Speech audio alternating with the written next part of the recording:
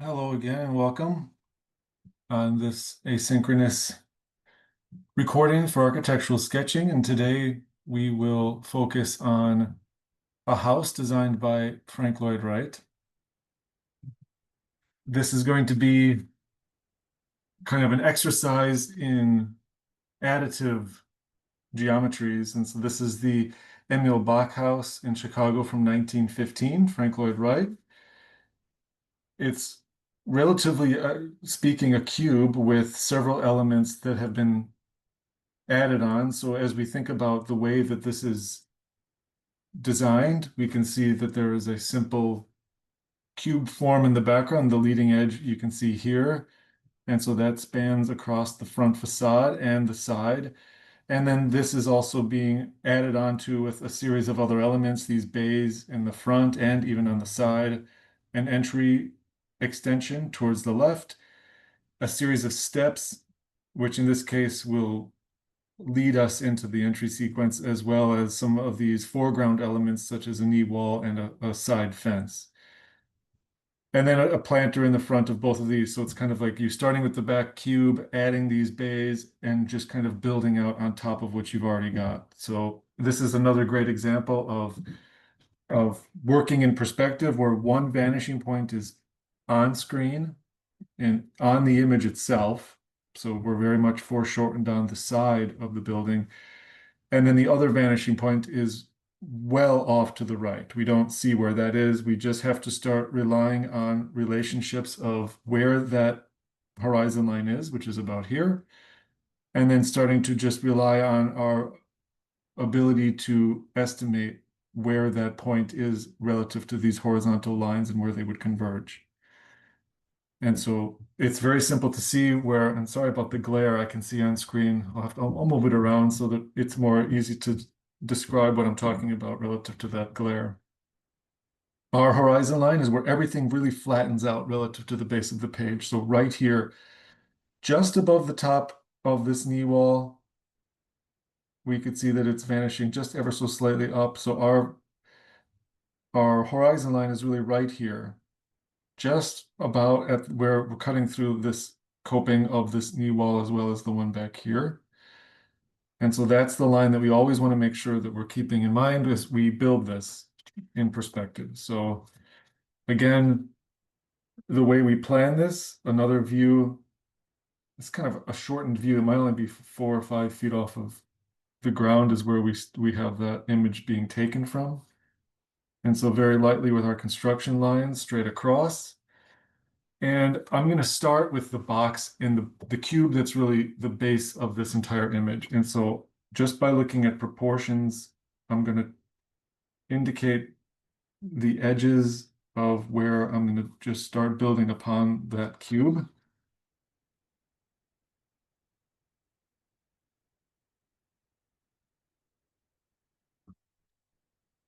And again, I'm going to be collapsing everything back to this point, although a lot of what I start out with, I won't end the drawing with. It's just really to kind of give me a base point for how I want to add all these other elements onto it. So I've drawn what I'm going to plan on is this corner, the leading edge.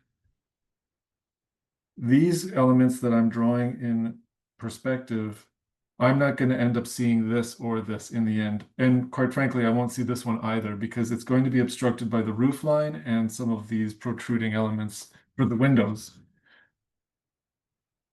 So then as soon as I have this developed, I really want to just set the tone for where this will lay out. These are the secondary units that are kind of applied. I'm not talking about composition, they just that this house was designed as a cube and then things were just added to it. That's far too simplistic for what this is doing. But in terms of how we want to build this in a perspective, of course, there are other ways to do this, but this is the way I found the most success is looking again at that big picture, breaking a building down into its most basic parts, and then either adding or subtracting from that. In this case, I feel it's much more valuable to think of this as an additive composition because I have the base and I don't really want to start sculpting out so many ins and outs. That would be more difficult than just simply adding to it and then creating more and more detail on top of each one of those additions. And so if I start with this again, the first thing I want to do is proportionately understand how wide are these relative to the hole. So if I've already drawn this line is the edge of that first cube, and then the other leading edge that I have here. You know, it's interesting, the more I look at it, I don't see a difference between these two surfaces. But I know that there actually should be a line or a difference in plane. My image is very, very bright and washed out, so I want to make sure that I get those kind of pilasters or concrete, or I should say brick clad elements that are proud of or ahead of both the window base and of course the recess of the window itself. So I want to try to get this as close as possible, looking at those relationships to what we've set up as our horizon line. And like you've seen me in my last lecture when we were working on the inland steel building, there were times that I found as I've developed this, after the construction lines were built, I found that I've made an error or I wanted to go back and fix something, and it's still easy to do that when you're early stages.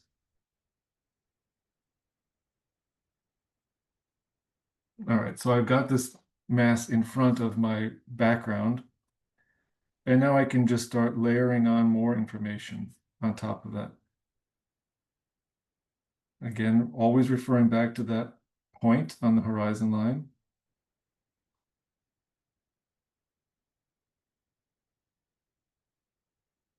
And always using the cube that you've set up in the background to really dictate and kind of be a check on yourself to make sure that those relationships are holding true to what the intent of the design is. So now I've got this kind of brow above the windows, as well as this kind of horizontal plane with a kind of louver that casts this nice shadow as well, which also creates a kind of planter bed underneath the sill of the second story. So then I can come up here and start drawing that, which is seemingly recessed. If you were to cut a section through this, there's a lot of steps, a lot of changes of plane. You could see if you were to draw a section through here, it's almost as if there are 3, 4, 5, 6, there might be a dozen or so different planes that this is changing as you go from each one surface to another. There are very few places that are stacked. So again, unlike inland steel, which is very much a modernist plain curtain wall building, this one, you have to take each step and treat it a little bit differently. All right, so now we've got that upper series of windows. There are 4 of them, so I'll bisect that in the middle. And I can come back and add more to this, but this is kind of just me setting up the geometries.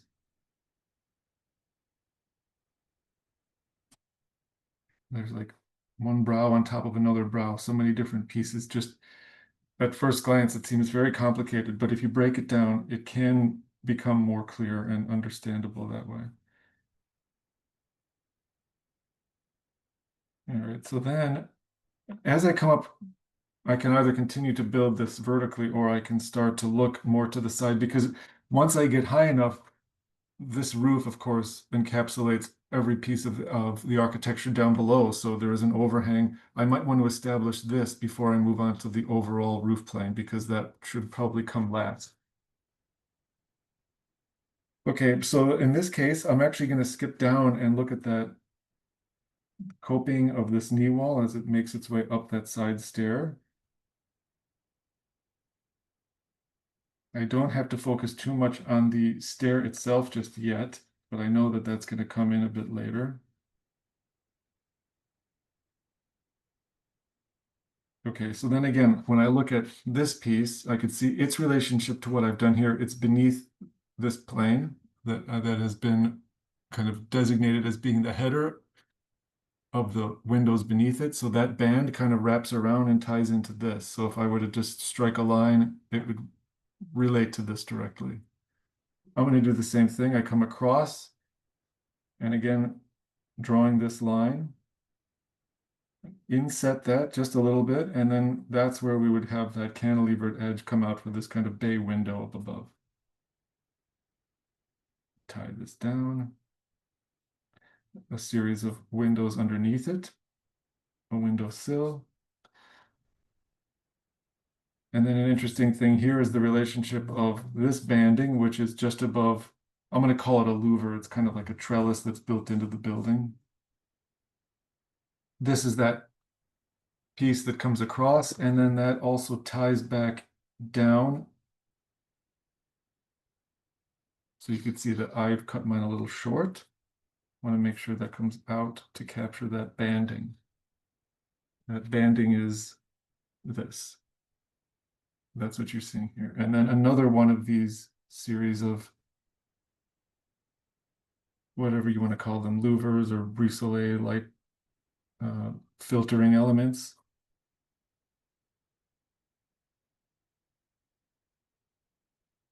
And then I come up again, and then there's yet another change of plane where there is a header condition, another banding that wraps across and stops just after it bypasses what we had designated as the cube. This masonry cube is actually terminated by this horizontal banding here. So I can keep that line there for now, but I'm going to just erase it so that it's not confusing me later.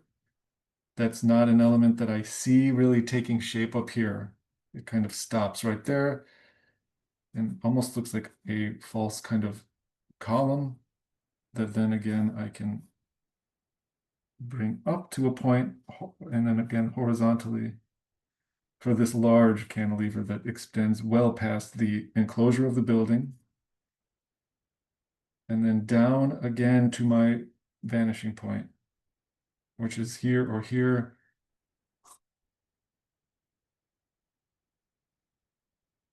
And so that's how you can see this is, again, a series of windows and a side window here. That's this.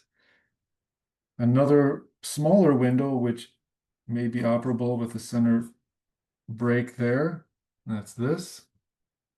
And now I can get back to that larger cantilever roof that really kind of comes together here at the end. Now that I've got all of this worked out, I could, again, making sure that I'm referencing my two vanishing points.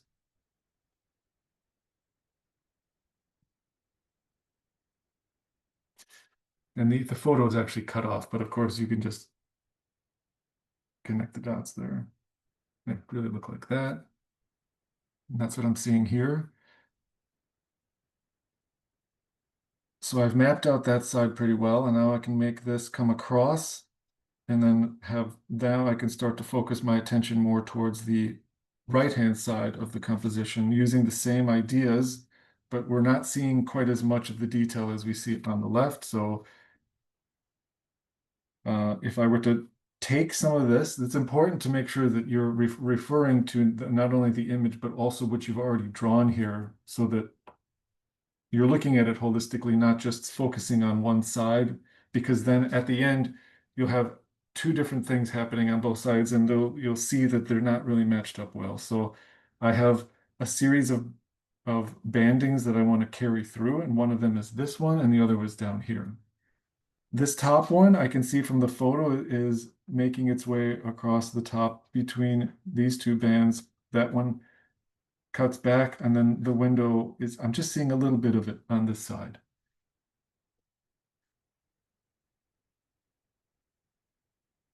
This is the time to make sure that you're checking yourself to make sure that things are kind of making sense. So here, the primary roof is coming across, and then another one is referencing this wing that's flying out, bypassing the enclosure on that side. I should see a direct relationship to the same wing on this side on the right. And then this, I also see coming across. That one I want to carry through as well. Not as far. This one, of course, should be reaching out a bit further. And then that's the real edge of the cube. You can see in the distance, I drew very, very lightly. That's the resolution of that end. And then you can even see this lower edge is kind of poking out just a little bit there. So look at all these little planes that are flying across the page. So many that kind of look complicated, but if you break it down part by part, you can try to understand it a bit better. So now when I come back down, and here it appears as though it's a little bit difficult to make out, but it looks like there is a recess between, I'm sorry, between this face and this face. It looks like there's a windowsill here, so that tells me that there is probably a window that is recessed in this area, which means I want to, this is an important datum because I can see from the image that this kind of carries across and it'll create a sill there. And it will also come across the primary elevation of the street front here. So again, another series of openings. These are going to be important to carry through. These kind of like expressed verticality to the composition here. Equally spaced bays.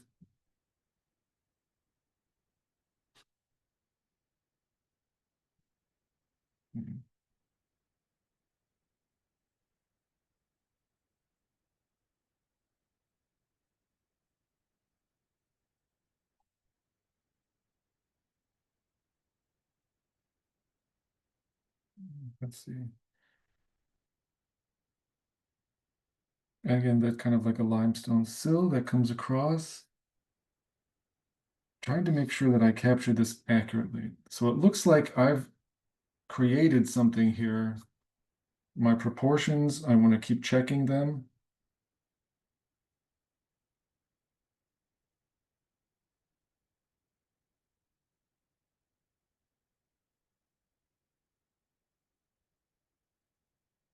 See, now I've come up with something interesting here. This, to me, feels a bit wide. So it tells me that I'm kind of shortchanging myself somewhere. So this is a good example of having to rely on those very light lines. I certainly don't want to undo everything I've done here, but I'm noticing that there's a little bit of a discrepancy in the proportion there. So what I might want to do in this case is start from the opposite side. If I'm starting to see that things aren't laying out the way I really want them to by the time I got to the opposite side, I can start from this side, which is more where I want that edge to be.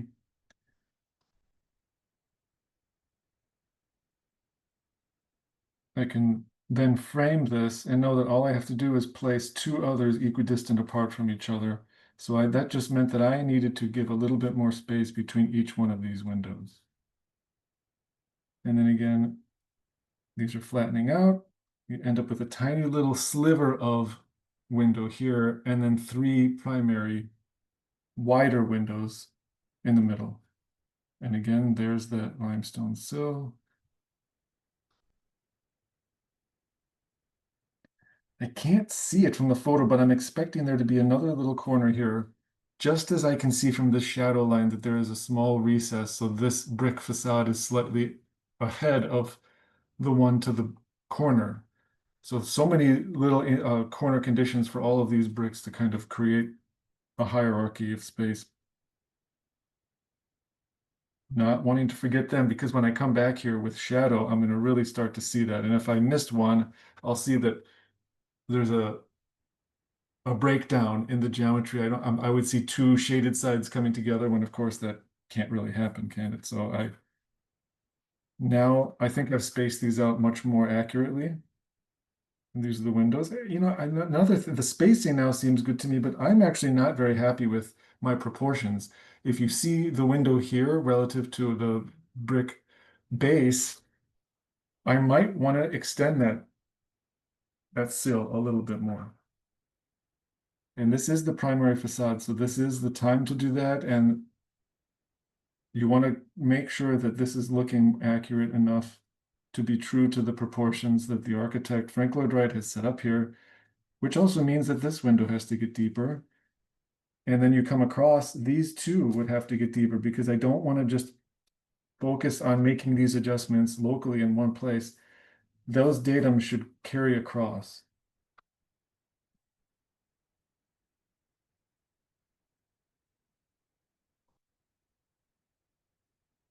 All right, so now I'm more comfortable with that relationship, almost like tracing a line all the way across. I'm using a very, very fine, or I should say very soft pencil. This is making my lines a little bit darker. It's certainly what I see on screen, but the way that the camera is picking up these lines is darker than the way I see them. But anyway, that's okay because I'm gonna come in with those more finalized lines coming up soon, and I will probably not even really have to erase much of anything on here. So this is going to be quite flattened out, this kind of base planter that again picks up on some of the language up above. But again, this is all going off to that vanishing point to the right with this little bit that's kind of closing off the side on the left, tying back to this vanishing point.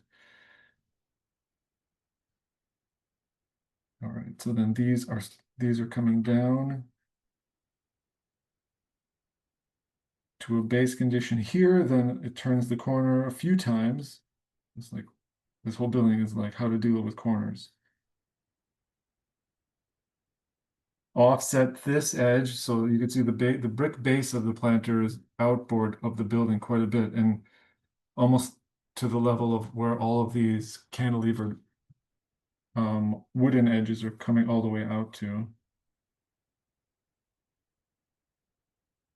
And then there is another coping knee wall off to the side here, which is just about at where my horizon line is.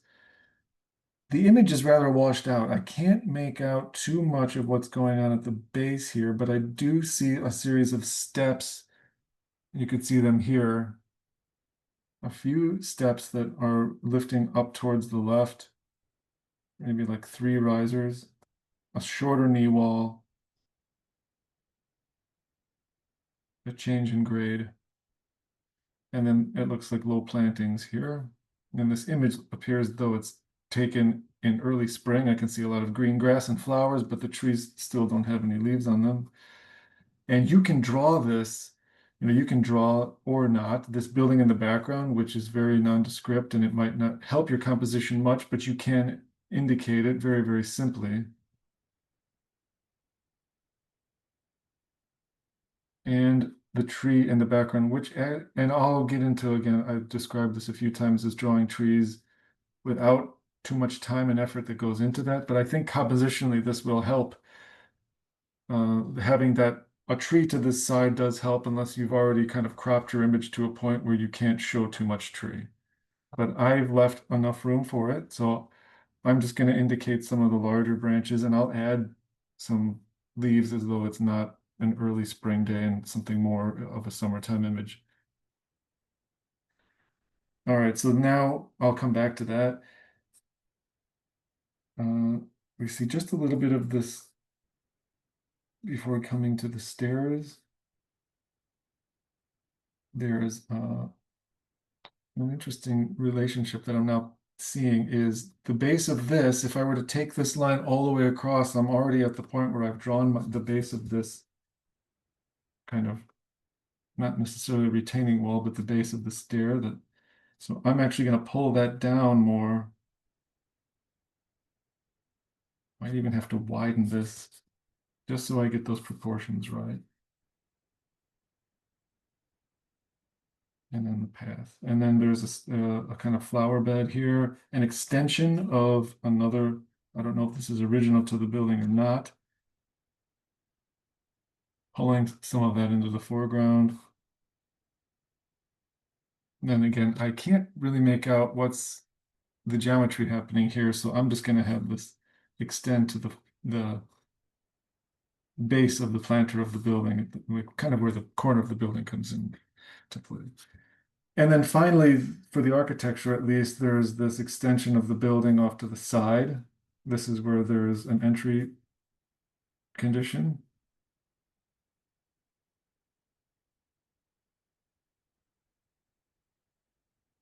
And then this is a stair, which again, I'm tying this into that vanishing point.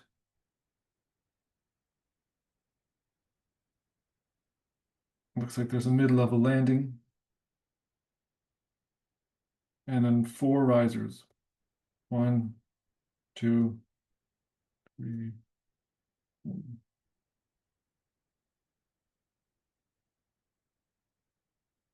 And then another 3 risers in the distance.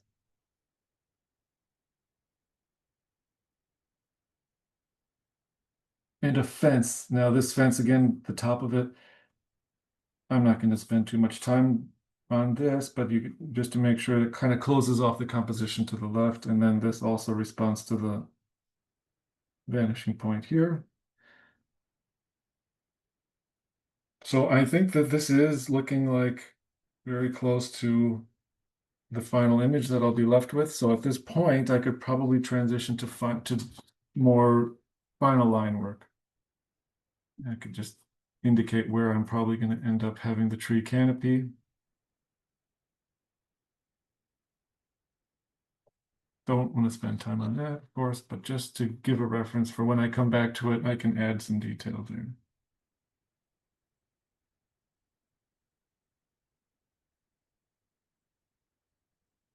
Okay, so I think that's really where I want to be right now with the line work. I could actually go in now that and I could just, with my kneaded eraser, even if I'm concerned about this, the line showing up maybe heavy, I can come back and just do a kind of quick lightening up of all those lines without pushing too hard or making too much of a mess. Maybe you're concerned with having those lines show through once you get to your final drawing. So I'm going to leave it up to you if you want to use colored pencil, you want to use graphite ink. It's really your call. I'm going to, what do I want to do? I'm thinking perhaps today I will do a pen drawing. This is going to be, and I'll go quickly through this because again, a lot of this construction has already created. So you can just follow along. You've got your line work set up. And actually what I'm going to try to do now for the first time is I'm going to pause the video. I'm going to keep working on this. And then in a moment, you'll see my ink line work finished. And then we'll pick up after that to kind of render the shade and shadow. Okay, so I've added ink now to my drawing. You can see that I've created a single line work here that has indicated the horizontality of the masonry. A little bit of context, some of the tree in the background that you can clearly see that there's just a little bit of detail, not too much, because the next thing that I'm going to do here is add some shade and shadow. I'm actually, the only thing that I used here is the Pilot fine liner for all the line work, and the small masonry horizontality, I've used the Micron 1. So those are the two that I've stuck to thus far. I might want to go back and add another heavier line, maybe just going on top of what I've previously drawn with the side of I could use the fine liner here again that does the job to create some of those heavier lines to indicate profile edges like we spoke about before. And there's going to be a lot of them because this building is full of corners and edges. And so you can pretty much trace your way around a lot of these horizontal projections to really make them appear as though they're coming out of the page more than they are if I use a singular line weight. So I'm just going to go over some of these. And then once I've done that, I'm going to come back with an indigo colored pencil to darken up some of the soffit conditions. But I think the strength of this building and why I chose it to do a sketch of is because it has so many geometries coming together. And so the richness of all of them creates a nice composition and we can highlight those. Whereas a single line drawing like this is fine, but it doesn't play to all of the strengths that this building offers. The reason that all of these planes come together can be enhanced further with the use of shade and shadow.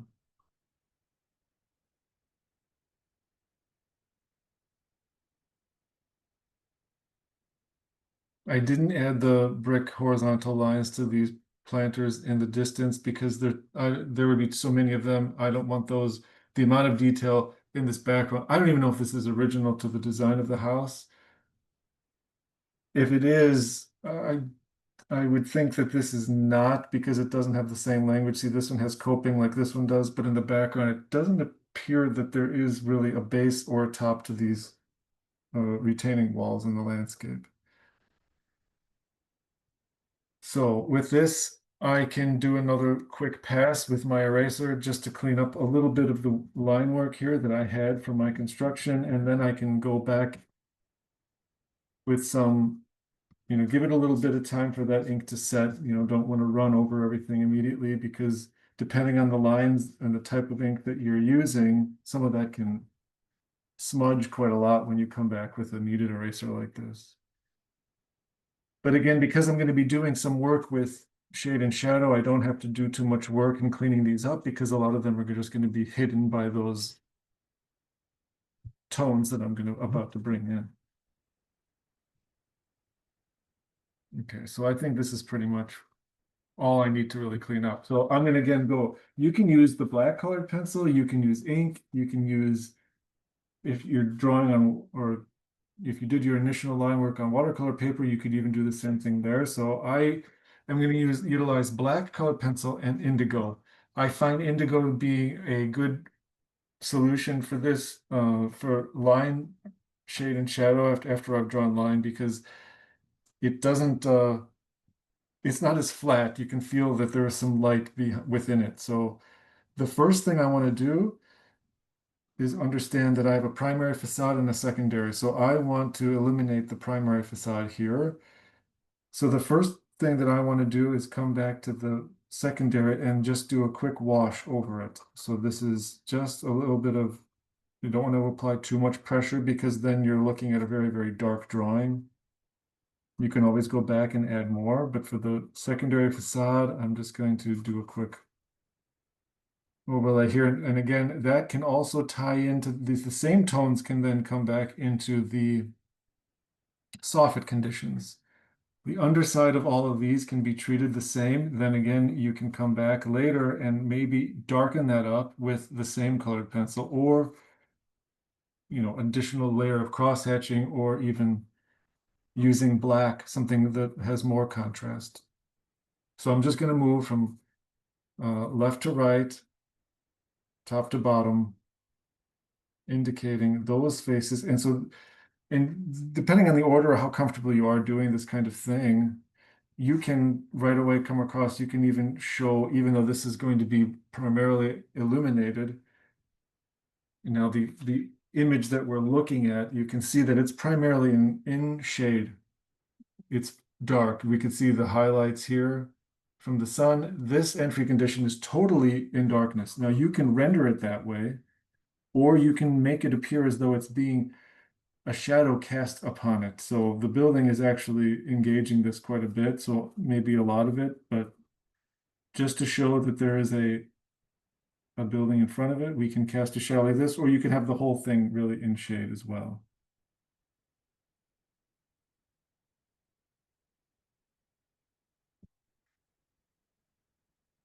And then there will also be this retaining wall will cast a shadow on the stairs, and that shadow will step up.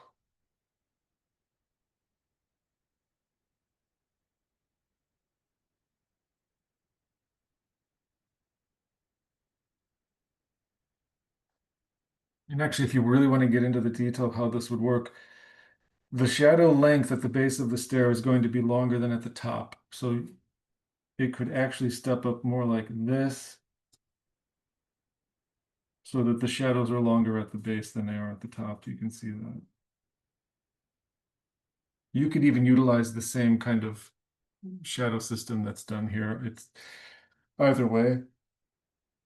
It's cast in a little more interesting pattern, probably the way that it's actually drawn, the way that or the way that it's rendered with the actual sunlight in profile than the way I've done it, but that's fine. So then again, the same thing over here, these underside and secondary elevational side can be also done in the same way.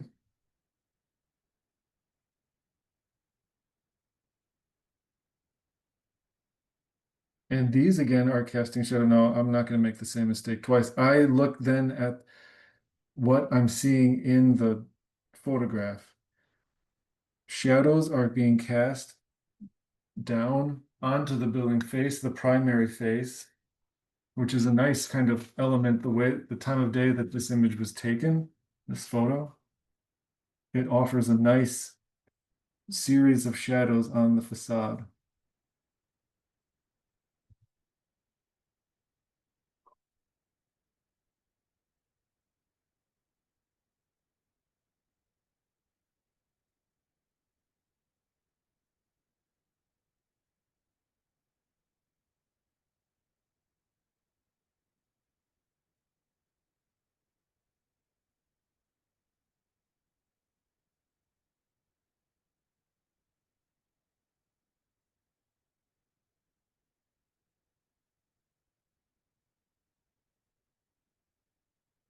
Okay.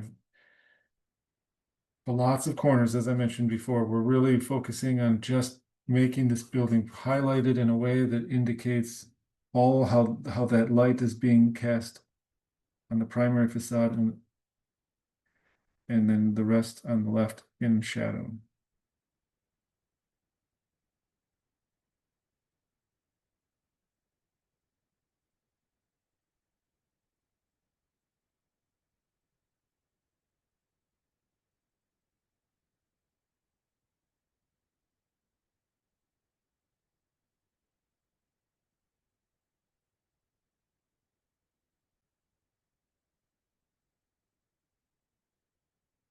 Each of these horizontal elements are casting a shadow onto the primary face as well.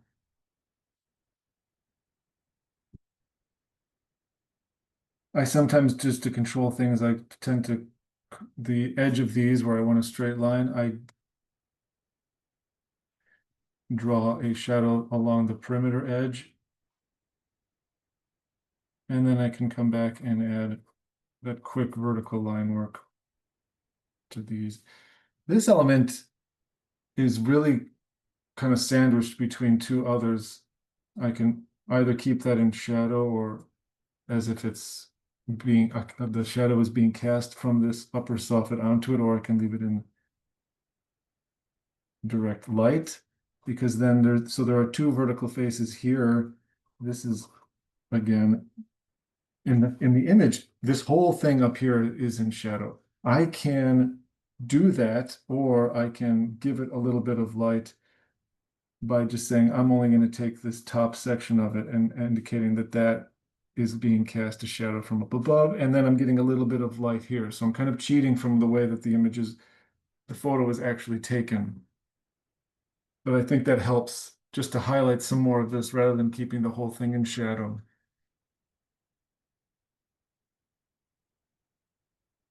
So now, again, so many horizontal bands, each of them get treatment. All the deep recesses will also allow me to add a degree of shadow. So it's kind of framing each one of these.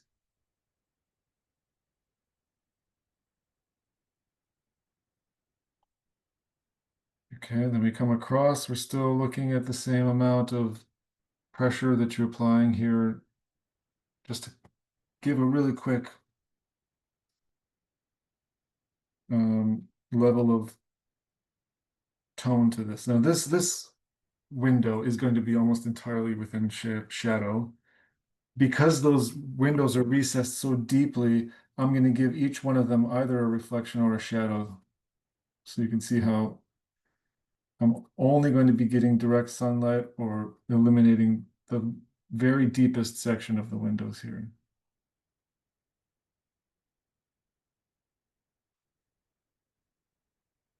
Okay, now we're getting close to being done with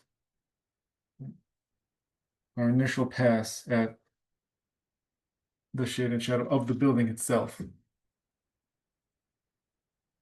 Keep coming back with finding there's so many different places where you can add these tones.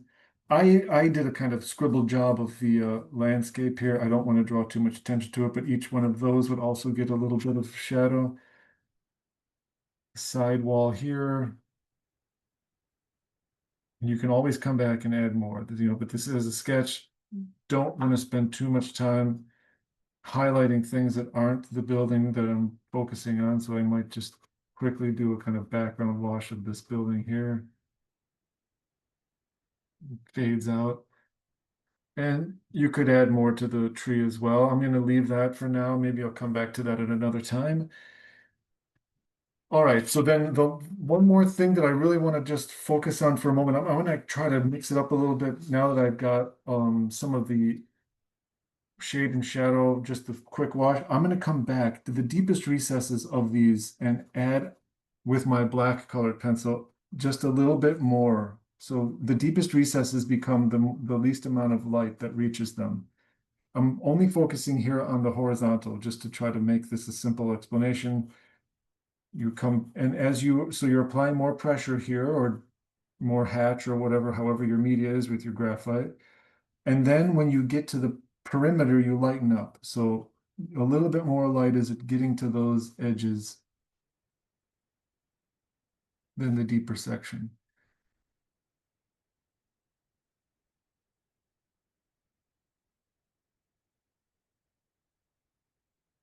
The deepest recess gets the deepest color, deepest, darkest shadows. So that's supposed to give us a little bit more three-dimensionality, a little bit more richness, deep shadow will help with this.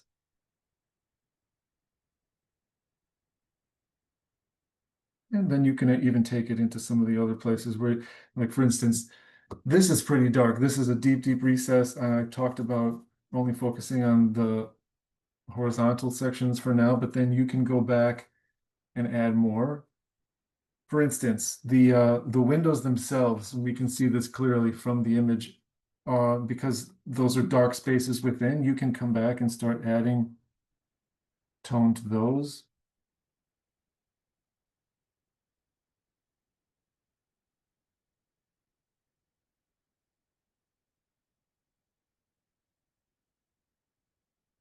Even here. Now, I don't want to make them as dark as my shadow because I want to make the shadow appear that it's really making the most impact. So sometimes you'll do a kind of shade within an area and then you realize that you've lost some of what you had intended. So you come back and add a little bit more on top of it. You can always build up.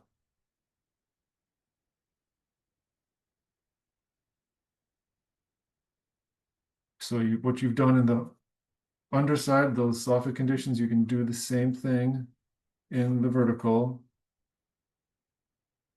to create more depth, more shadow in the distance. So this section is actually all in shadow in the photo, but I'm only going to highlight where the door opening is.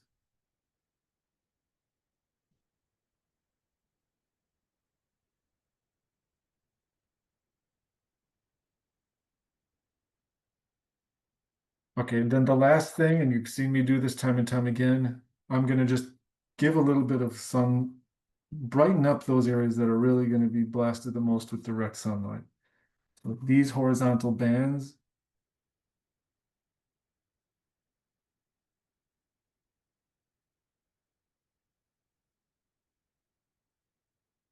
maybe even the verticality of these pilasters on the front face. You know, and as I go, I can see that there are places that I'm overlooked. Maybe even give that a little shadow as it reaches down here.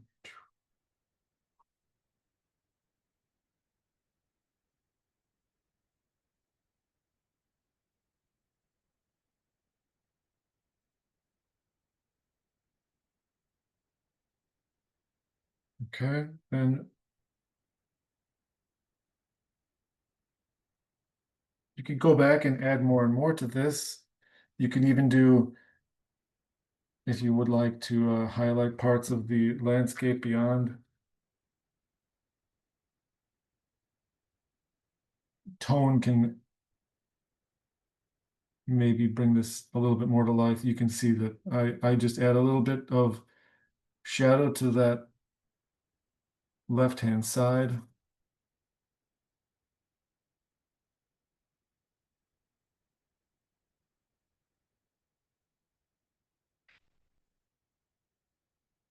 But you know, this is really this is what the kind of expectation for this would be. And so I want to, I could probably leave it here.